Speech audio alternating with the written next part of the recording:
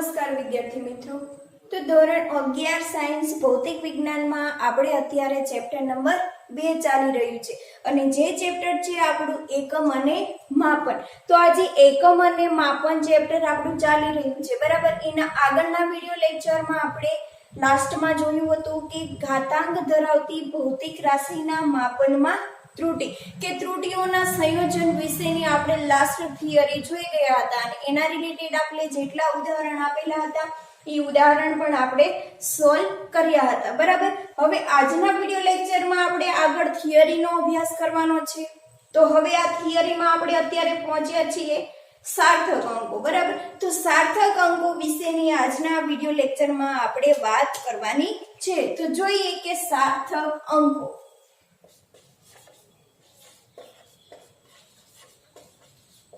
सार्थक अंको जेने इंग्लिश में शुं कहेवामां आवे छे तो इंग्लिश में एने कहेवाय छे सिग्निफिकेंट फिगर।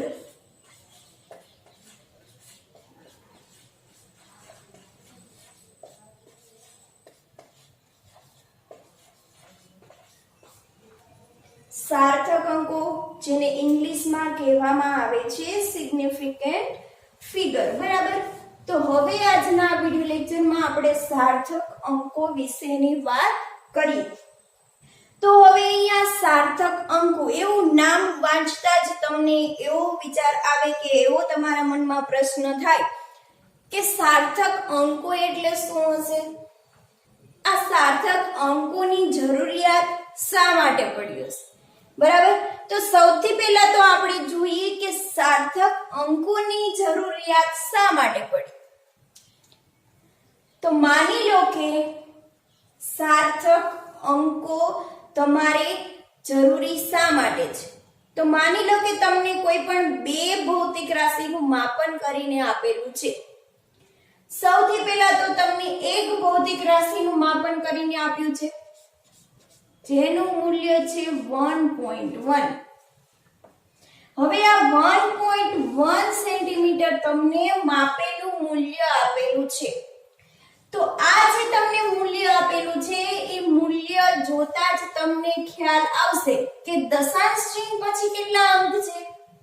तो दशांश चिन्ह पछी अत्यारे केटला अंक छे एक ज अंक जोवा मळे छे बराबर।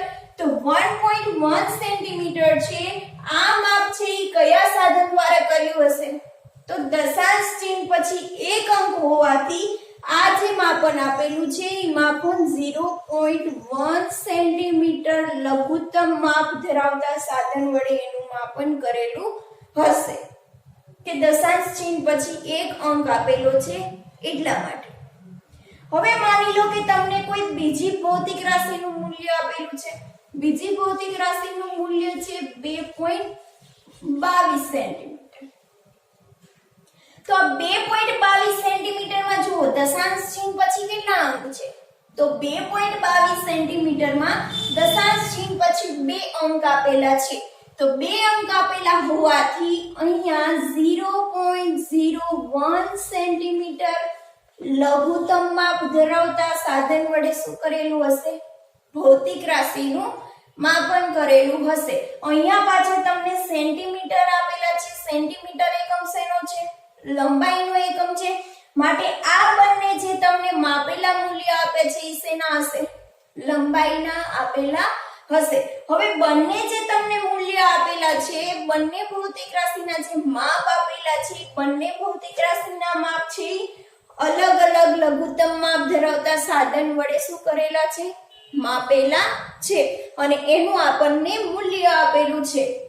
હવે અહીંયા તમારી પાસે બે મૂલ્ય આપેલા છે બે ભૌતિક રાશિના તમને માપ આપેલા છે। તો હવે આ બંને ભૌતિક રાશિનો તમારે શું કરવો છે સરવાળો કરવો છે। તો બંને ભૌતિક રાશિનો માની લો કે તમને બે ભૌતિક રાશિના મૂલ્ય આપેલા છે બંને ભૌતિક રાશિનો તમને સરવાળો કરવાનો કીધો છે। તો આનો તમને સરવાળો કરવાનો કીધો હોય તો તમે કેવી રીતે સરવાળો કરશો। मानी लो के अहींया दशांश चिन्ह पछी केटला अंक छे एक ज अंक छे। अहींया दशांश चिन्ह पछी केटला अंक छे 2 अंक छे। तो हवे तमने अहींया सरवाळानो की करवानो कीधुं होय तो अहींया दशांश चिन्ह पछी एक अंक छे तो तमे अहींया सुधारी लेशो 0 અને તમને સરવાળો કરવાનો કીધો છે તો તમે સરવાળો ડાયરેક્ટ કરી દેશો કે આનો આન્સર આવશે 3.32 સેન્ટીમીટર. તો આ જે તમે આન્સર લાયા છો 3.32 સેન્ટીમીટર. તો આ જે તમારો આન્સર છે એ કેવો પડે? ખોટો પડે. કેમ? કારણ કે અહીંયા જો દશાંશ ચિહ્ન પછી એક જ અંક છે, અહીંયા દશાંશ ચિહ્ન પછી બે જ અંક છે. માટે અહીંયા દશાંશ ચિહ્ન પછી કેટલા અંક આવ્યા તમારા પરિણામમાં? 2 અંક આવ્યા. તો આ જે તમને આન્સર મળેલો છે એ તમારો આન્સર કેવો છે? ખોટો આપેલો છે. તો આનો સાચો જવાબ શું આવે છે? તો આનો સાચો જવાબ છે એ તમને મળશે 3.3. કેમ 3.3 જ મળશે? કારણ કે અહીંયા છે આપણે અત્યારે 0 એઝ્યુમ કરેલું છે કે 0 ધારેલો છે, પરંતુ ત્યાં 0 સિવાયના બીજા કોઈ પણ અંક હોઈ શકે. તો અહીંયા સુધીનું તમને છે એ કેવું મૂલ્ય મળે છે? સાચું મૂલ્ય મળે છે. માટે તમારો જે આન્સર છે એ ખાલી તમને મળશે 3.3 સેન્ટીમીટર. જે 3.32 તમે લખેલો છે એ તમારો શું પડશે? ખોટું પડશે. બરાબર? તો આવા કિસ્સામાં શું જરૂરી છે? સાર્થક અંકોનો અભ્યાસ કરવો જરૂરી છે. હવે માની લો કે તમને કોઈ પણ એક બીજી વસ્તુ આપેલી છે. માની લો કે તમને અત્યારે 2 અંક આપેલા છે. એક છે તમારી પાસે 2, બરાબર, અને બીજી આપેલું છે 2.0000. હવે આવી રીતે હું તમને કોઈ પણ 2 અંક આપી દઉં, બરાબર, તો હવે તમે આમાં જોશો તો તમને બંનેમાંથી ફરક શું દેખાય છે? તો તમને અહીંયા એમ થાય કે આ જે પાછળના 0 આપેલા છે એ 0 નું કોઈ પણ મહત્વ નથી. માટે એ 0 કેન્સલ કરી દઈએ એટલે આ બંને કેવા છે? સરખા છે. આ બેની પાછળ તમે 0 લખો કે ના લખો કોઈ પણ ફેર પડે નહીં. આ ઉપરાંત માની લો કે તમને કોઈ પણ ગાડી નંબર આપેલો છે. માની લો કે ગાડી નંબર આવો છે RJ20AB500. તો આમાં તમે જેમ વિચારેલું હતું કે આ પાછળના 0 નું કોઈ મહત્વ નથી, એને શું કરી દો? કેન્સલ કરી દો. તો આ બંને કેવી છે? સંખ્યા સરખી છે. તો એવી જ રીતે તમને આવો ગાડી નંબર આપેલો છે તો આ ગાડી નંબરમાંથી તમે પણ શું કરશો? 0 ને કેન્સલ કરી દો પાછળના.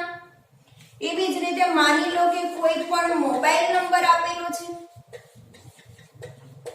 તો આ જે મોબાઈલ નંબર આપેલો છે એમાં લખી દો કે 9875660000. તો અહીંયા તમે 0 ને કેન્સલ કર્યા છે તો અહીંયાથી પણ તમે પાછળથી મોબાઈલ નંબરમાંથી 0 ને કેન્સલ કરી શકો. તમારા મનમાં એવો વિચાર આવે કે પાછળના કોઈ પણ 0 નું મહત્વ નથી, તો અહીંયાથી પણ તમે શું કરી શકો? પાછળના 0 ને કેન્સલ કરી શકો. ગાડી નંબરમાં પણ પાછળના 0 ને કેન્સલ કરી શકો. અહીંયા કર્યા છે તો અહીંયા કરી શકો. પરંતુ અહીંયા જો 5 માંથી પાછળના ડબલ 0 કાઢી નાખશું તો શું થશે? એનો મતલબ કંઈક અલગ જ થઈ જશે. ફોન નંબરમાંથી પાછળના 3 0 કાઢી નાખશું તો એનો પણ મતલબ કંઈક અલગ થઈ જશે. આમાંથી 0 કાઢીએ છીએ તો એનો મતલબ ફરતો નથી. અહીંયા તો સંખ્યા કેવી રહે છે? 2 જ રહેવાની છે. પરંતુ ગાડી નંબર અને મોબાઈલ નંબરમાંથી પાછળના 0 કાઢી નાખશું તો એનો મતલબ શું થઈ જશે? ફેર થઈ જશે. બરાબર? તો સિગ્નિફિકન્ટ નો મતલબ શું થાય? સિગ્નિફિકન્ટ નો મતલબ થાય ઇમ્પોર્ટન્ટ, મહત્વ. એટલે સાર્થક અંકો એટલે શું? મહત્વના અંકો. એવું પણ તમે વિચારી શકો કે સાર્થક અંકો એટલે મહત્વના અંકો, કે જે મહત્વના અંકો છે એ જ લખવા જોઈએ. બરાબર? ઘણીવાર એવા કિસ્સામાં એવું બને કે પાછળના 0 છે એ મહત્વના ના હોય, પરંતુ અમુક કિસ્સામાં એવું તમને જોવા મળે કે પાછળના 0 છે એનું મહત્વ તમારે હોવું જોઈએ. બરાબર? નહીતર પાછળના 0 ગાડી નંબરમાંથી ને મોબાઈલ નંબરમાંથી કાઢી નાખો તો એનો મતલબ શું થઈ જાય? ચેન્જ થઈ જાય. હવે આ 2.00 કરેલા છે એમાંથી પાછળના 0 કાઢી નાખો તો એનો મતલબ એનો એ જ રહે છે. અહીંયા 2 હતું તો ત્યાં પણ શું રહે છે? 2 જ રહે છે. એમાં કોઈ પણ પ્રકારનો ફેરફાર થતો નથી. તો સિગ્નિફિકન્ટ નો મતલબ થાય કે મહત્વના અંકો. તો ઘણા એવા કિસ્સાઓ હોય છે કે જેમાં આપણે શું હોય છે? અંકો છે એ મહત્વના હોય છે. ઘણા એવા કિસ્સાઓ હોય છે કે જેમાં અંકો છે એ મહત્વના હોતા નથી. બરાબર? તો એના માટે થઈને આપણે શું કરવાનું છે? સાર્થક અંકોનો અભ્યાસ કરવાનો છે.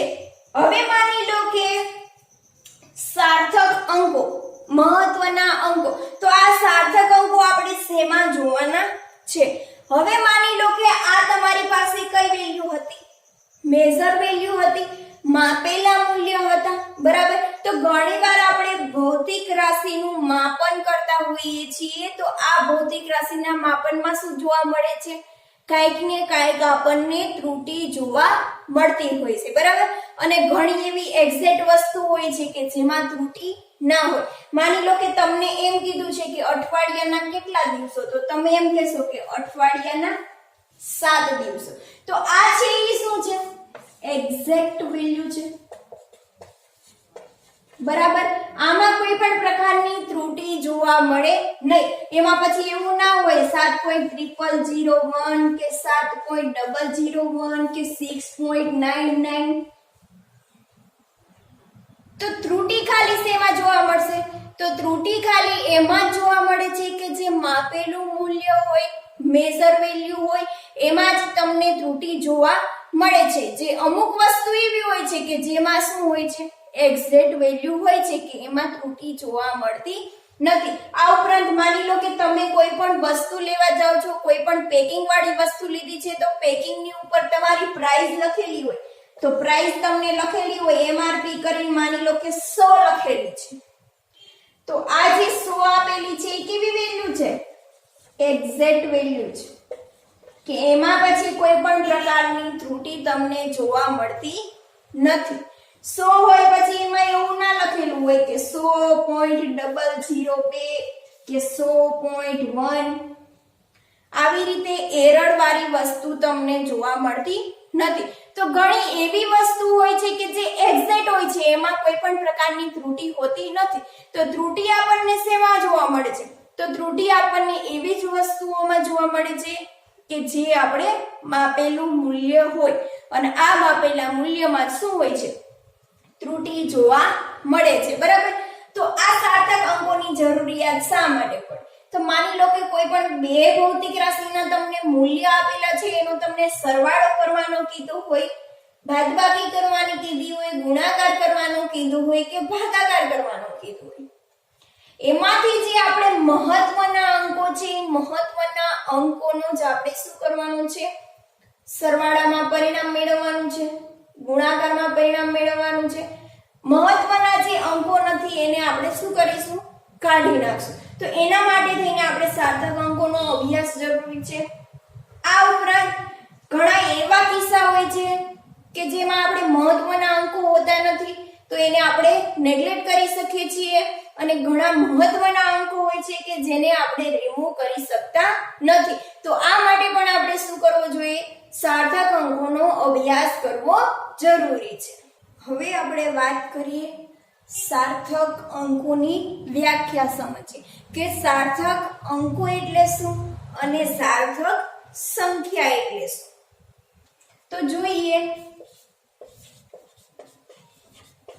સાર્થક અંકો એટલે શું અને સાર્થક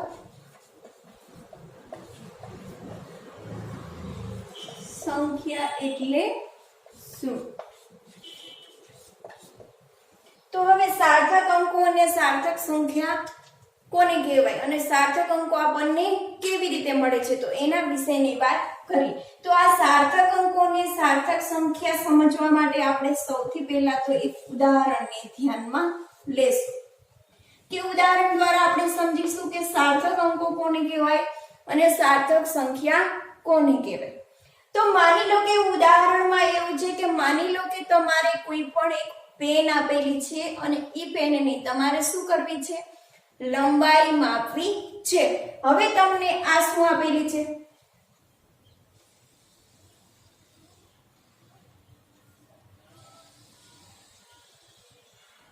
કે આ તમને પેન આપેલી છે. હવે આ પેનની તમારે શું કરવી છે, લંબાઈ માપવી છે. તો આ પેનની લંબાઈ માપવા માટે તમે શું કરશો, માપપટ્ટીનો ઉપયોગ કરશો, સ્કેલનો ઉપયોગ કરશો, બરાબર. તો હવે આ સ્કેલની મદદથી શું કરશું, પેનની લંબાઈનું માપન કરશું.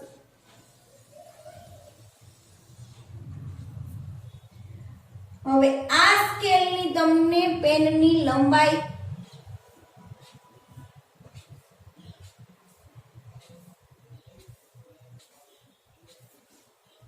કે માની લો કે આ સ્કેલ તમારી બહુ જ લાંબી આપેલી છે, બરાબર. અને આ પેનની લંબાઈ અત્યારે તમને મળે છે 12.2 અને 12.3 ની વચ્ચે. હવે અહીંયા લખી દઈ 11.9, 12, 12.1, 12.2, 12.3, 12.4 અને આ માપ આપેલું છે તમને સેન્ટીમીટરમાં. હવે આ સ્કેલની મદદથી તમે શું કરો છો, આ પેનની લંબાઈ માપી રહ્યા છો. હવે આ પેનની જ્યારે તમે લંબાઈ માપી રહ્યા છો ત્યારે એ લંબાઈ તમને કેટલી મળે છે, જુઓ તો આ પેનની લંબાઈ તમને મળે છે 12.2 અને 12.3 ની વચ્ચે. હવે આપણે અહીંયા જોઈ શકીએ છીએ કે 12.2 સુધીનું મૂલ્ય તો કેવું છે, એનું તો મૂલ્ય એક્ઝેક્ટ મળે છે કે 12.2 સુધીનું મૂલ્ય આપણને એક્ઝેક્ટ મળે છે. પરંતુ અહીંયા જોતા જ તમને એવું વિચાર આવે છે કે અહીંયા થોડી ગડબડ જોવા મળે છે કે અહીંયા જે પેનનું માપન છે એ આપણને 12.2 અને 12.3 ની વચ્ચે મળી રહ્યું છે. કેટલું છે, 12.2 અને 12.3 ની વચ્ચે. તો હવે 12.2 તો આપણને એક્ઝેક્ટ મળે જ છે. કેટલું, 12.2 તો આપણને એની લંબાઈ મળે જ છે, પરંતુ 12.2 કરતા થોડુંક વધારે મૂલ્ય છે. તો હવે તમને એમ થાય કે અહીંયા 12.20 છે, અહીંયા 12.30 લખેલા છે, એટલે બંને વચ્ચેનું મૂલ્ય આપેલું છે. તો હું અહીંયા સમથિંગ લખી દઉં 12.25 સેન્ટીમીટર, બરાબર. હવે આ જે તમે મૂલ્ય લખેલું છે 12.25 સેન્ટીમીટર, તો તમે 12.2 થી તો ચોક્કસ હતા, પરંતુ પાછળ જે તમે 5 લખેલો છે એ 5 કેવો છે, અચોક્કસ અંક છે. તો કે 12.2 છે ઈ તો ચોક્કસ છે કે એનાથી તમે ચોક્કસ છો કે હા 12.2 તો પાક્કું હતું જ, પરંતુ ઉપર થોડું મૂલ્ય આવેલું છે માટે તમે કેટલા કર્યા, પાછળ 5 લગાયા, એનું મૂલ્ય તમે કર્યું 25. તો આ જે તમે પાછળ 5 લગાવ્યો છે એ 5 કેવો છે, અચોક્કસ અંક છે કે જેમ આપણે નિયર ઇક્વલ ટુ લીધેલો છે કે આપણે એવું માની લઈએ છીએ કે 12.25 સેન્ટીમીટર જેટલું આપણને શું મળે, માપન મળે. તો અહીંયા આપણે 5 જે લીધો છે એ અચોક્કસ અંક છે કે એ આપણે પરફેક્ટ આપણે માની લેતા નથી, પરંતુ નિયર ઇક્વલ ટુ માનીએ છીએ કે 12.25 સેન્ટીમીટર જેટલું માપ હોઈ શકે. તો 12.2 છે એ ચોક્કસ અંક છે, જ્યારે 5 છે એ કેવો છે, અચોક્કસ અંક છે. તો અહીંયા તમને લંબાઈ જે મળી કેટલી મળે છે, 12.25 સેન્ટીમીટર જેટલી તમને શું મળે છે, લંબાઈ મળે છે. હવે અહીંયા તમે જુઓ કે તમે જે માપપટ્ટીનો ઉપયોગ કરી રહ્યા છો એ માપપટ્ટીનું લઘુત્તમ માપ કેટલું છે, એટલે એનો LC કેટલો છે, 0.1 સેન્ટીમીટર. કેટલું છે? જે માપપટ્ટીથી તમે પેનની લંબાઈ માપી રહ્યા છો એનું લઘુત્તમ માપ 0.1 સેન્ટીમીટર છે. 0.1 સેન્ટીમીટર એટલે જો કે અહીંયા 12.2 અને 12.3 ની વચ્ચે 0.1 સેન્ટીમીટરનો શું જોવા મળે છે? ગેપ જોવા મળે છે. તો આ જે લઘુત્તમ માપ છે 0.1 સેન્ટીમીટર, તો આ જે 12.2 અને 12.3 આપેલા છે ઈ બંનેની વચ્ચે કોઈ પણ અંકન થયેલું હોતું નથી. આ જે બે કાપ આપેલા છે એની વચ્ચેની સ્કેલમાં કોઈ પણ બીજા અંકન એટલે કે આવી રીતે તમને માર્ક કરીને બતાવેલા હોતા નથી. તો તમે અહીંયા ખાલી 12.2 જ લખી શકો કે જે તમે ચોક્કસ છો. પરંતુ 5 છે એ આપણે શું કરેલું છે?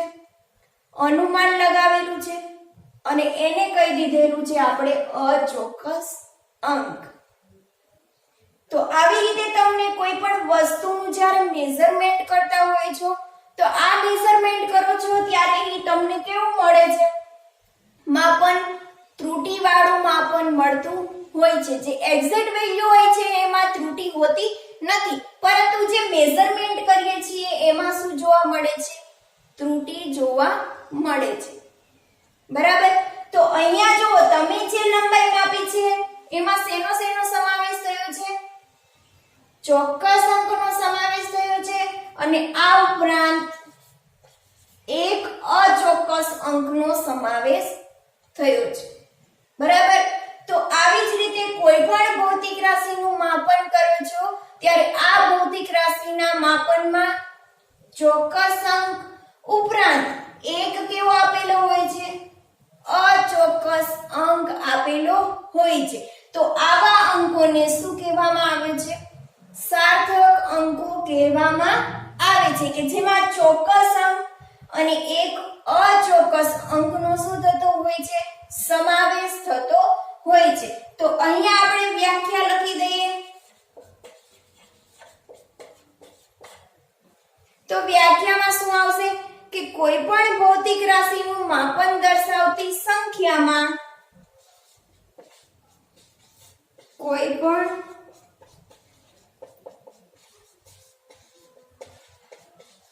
ભૌતિક રાશિનું માપન દર્શાવતી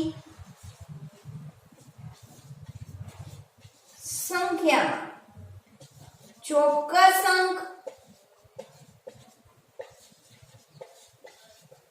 ઉપરાંત એક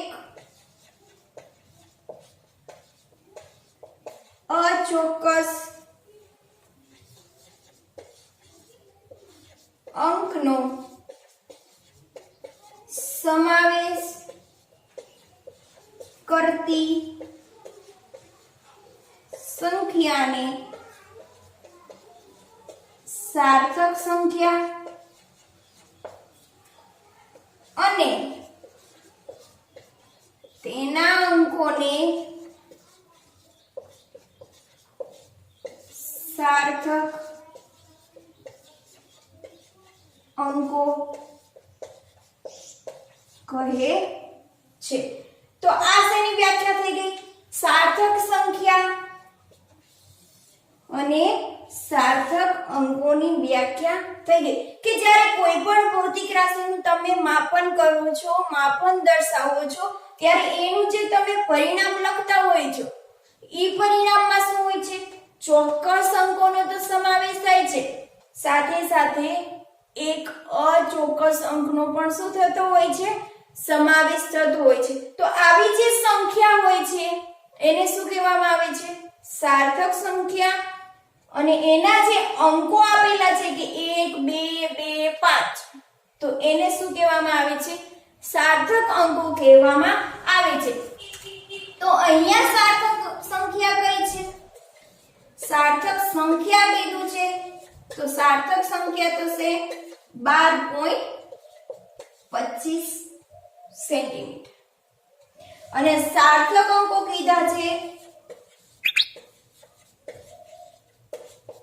તો સાર્થક અંકો છે 2 2 અને 5 એવી રીતે ટોટલ 4 સાર્થક અંકો મળે છે। તો હવે આ થઈ વાત સાર્થક સંખ્યા અને સાર્થક અંકોની વાત થઈ। હવે જે આ સાર્થક અંકો છે એ સાર્થક અંકો છે એ શું દર્શાવે છે? સાધનની સચોટતા દર્શાવે છે અને આ સાધનની સચોટતા છે એ લઘુત્તમ માપ ઉપર આધારિત હોય છે। તો અહીંયા લખી દઈએ સાર્થક અંકો એ સચોટતા દર્શાવે છે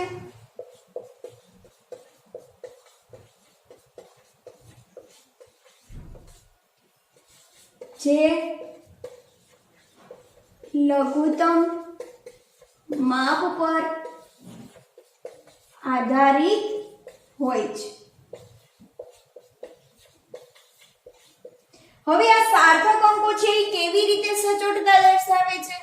તો આપણે જ્યારે સચોટતાનો અભ્યાસ કરી ગયા ત્યારે આપણે જોઈ ગયા હતા કે સચોટતા વધારે ક્યારે મળે કે જો આપણને કોઈ પણ પરિણામ આપેલું છે, કોઈ પણ માપેલું મૂલ્ય આપેલું છે તો એમાં દશાંશ ચિહ્ન પછી જેમ જેમ સંખ્યા વધારે એમ એમાં સચોટતા શું જોવા મળે?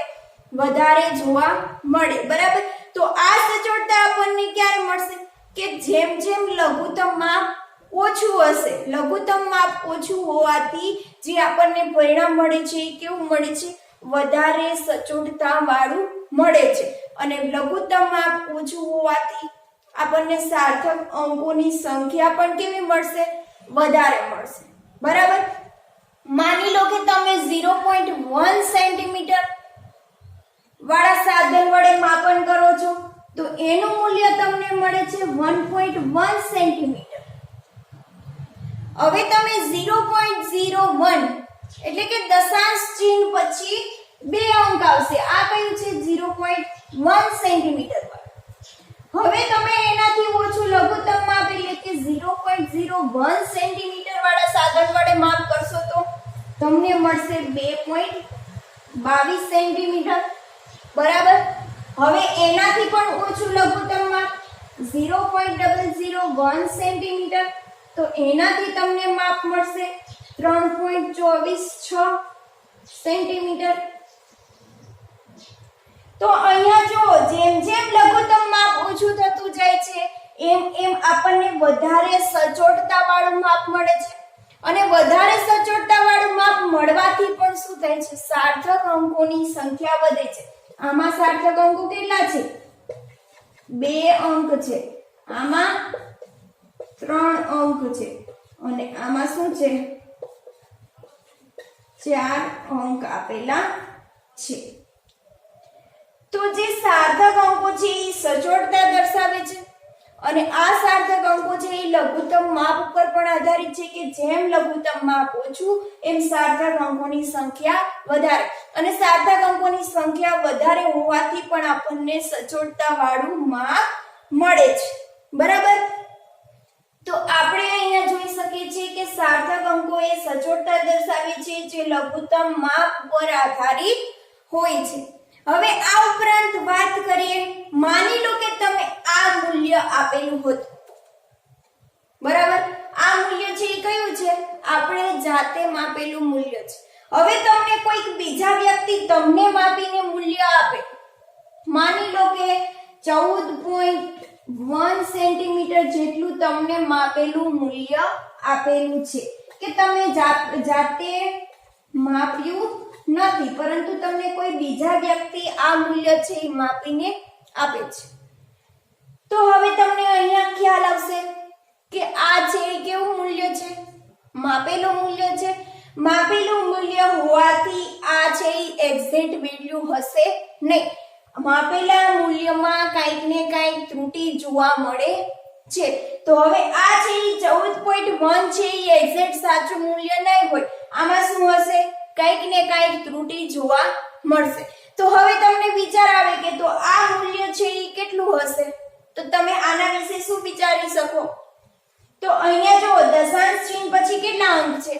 1 અંક છે।